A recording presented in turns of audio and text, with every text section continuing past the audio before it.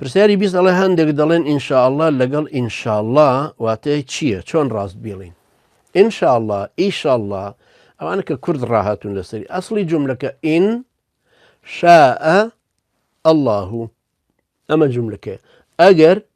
خوای گەورە حەز بکە ئەمەیە کە ئەنووسرە ئینشا پێکەوە نون و شینەکە پێکەوە ئەو بیدعەیەکی ئێرانیە و نابێ وا بنووسی چونکە کەوتت ئینشاء الله ئەو کاتە یعنی بینای خوا چونکە ئینشاء بێ بە معنای بینا لەبەر ئەنووسی ئین شاء الله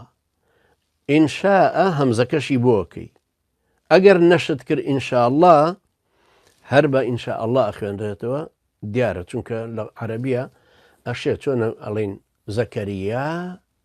بەبێ هەمزە لە قراءەتی تریا زەکەریا هەمزەکەشی بۆ دانەوەکو لە قراءەتی وەرشە هەیە والله کەوابوو ئەبێ بڵێ ئینشاء الله